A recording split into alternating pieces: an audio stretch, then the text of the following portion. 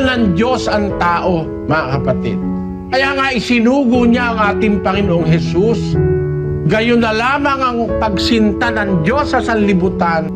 Ibinigay niya ang kanyang bugtong na anak upang ang sino mang sa kanya'y sumampalataya ay huwag mapahamak, kundi magkaroon ng buhay na walang hanggan. Namatay para sa ating mga kasalanan. Ang anak niya ang pinagdusa niya. Kaya ang Diyos na ating nakikilala sa Biblia, isang Diyos na maawain. Pagka nagkasala ka, lumapit ka.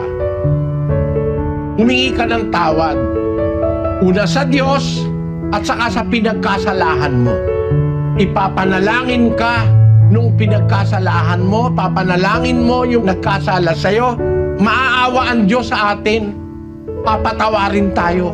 Kaya itong aral na ito, mga kapatid, malaki ang magagawa nito sa ating buhay. Bakit?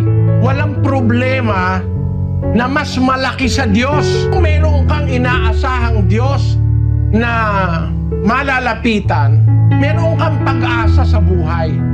Gusto natin masarap, wala naman tayo. Di magkasya ka sa tuyo. Sabi nga ng Tagalog, pag maliit ang kumot, magtiis kang mamaluktot. Pagka wala kang pera, tuyo. Huwag kang mag-alala, makakakain ka rin ng baka. Pero ang sabi ng Diyos, huwag tayong magnanais o magnanasa pag-ibig sa salapi. Doon sa Kawikaan, sabi po ron, basahin natin yung 17:1. Maigi ang isang tuyong subo at may katahimikan kaysa bahay na may laging pistahan na may kaalitan. Ayon, maigi yung isang tuyong subo na may kapayapaan, may katahimikan. Ang kapayapaan po ay napakahalaga sa lahat. Yung kahit tuyo lang ang ulam mo, payapa naman kayo mag-asawa. Walang naniningil sa inyo na minumura kayo dahil di kayo nagbabayad. Umutang ka ng umutang ng karne sa tindahan tapos di mo mababayaran. Sabi nung inutangan mo, "Oy, itinai mo na yung nilamon mo, di pa binabayaran hanggang ngayon, walang hiya ka." O, di wala kang kapayapaan, ano? Pero halimbawa, wala ka talagang pera, tuyo. O kaya, payless, may sabaw na. Panalangin ka lang, kapatid. Kahit tuyo lang yan, kahit yan bagoong lang.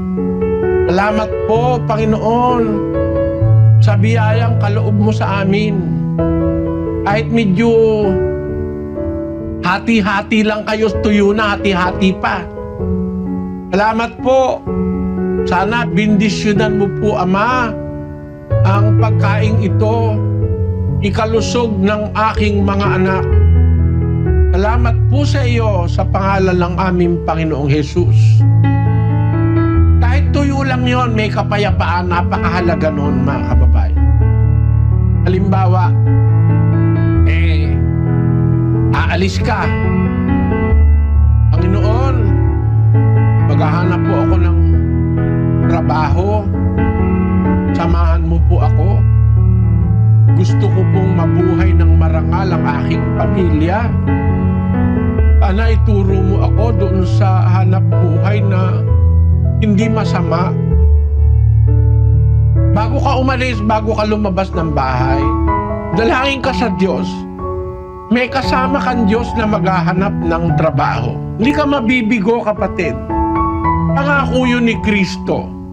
Sa 7 ng Mateo, magsihingi kayo at kayo bibigyan. Magsihanap kayo, kayo makakasumpong. Magsitukto kayo at kayo'y bubuksan. Sapagkat ang bawat humihingi ay tumatanggap, ang humahanap ay nakakasumpong, ang tumutuktok ay pinagbubuksan. Ganun po ang Diyos na makapangyarihan sa lahat. Pwede siyang pakiusapan. Meron kang mahigpit na pangangailangan, mag-ayuno ka, kapatid. Manalangin ka. May malaki kang problema sa asawa o sa hanap buhay o sa iyong katawan, mag-ayuno ka, manalangin ka. may Diyos na makikinig. Meron tayong pag-asa. Ang isang lingkod po ng Diyos hindi nawawalan ng pag-asa. Kung halimbawa wala ng taong tutulong sa iyo, meron pang isang natitira. Meron pang isang Diyos na mas nakakaunawa ng lahat ng bagay kaysa sa kanino man tao. Huwag tayong mag-atubili pag meron tayong gustong malutas na suliranin, meron tayong problema, meron tayong kahirapang dinaraanan sa buhay, lumapit tayo sa Diyos. At meron pong Diyos na nakikinig ng panalangin kung susunod tayo sa Kanyang mga kautusan. Wala pong bagay na mahirap para sa Diyos. Wala pong problema na mas malaki kaysa sa Diyos. Malaki ang Diyos kaysa lahat ng problema. Magtiwala lang po tayo. Humingi tayong may pananampalataya. Kaysa sa bahay na laging may pistahan, laging sagana, meron namang away ng away. Ayun.